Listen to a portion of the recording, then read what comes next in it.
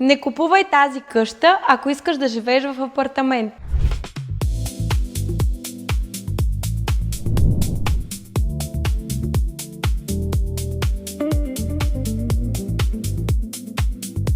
Не я купувай, ако не искаш собствен двор или пространство само за теб. И определено не я купувай, ако не търсиш 3 или 4 спални.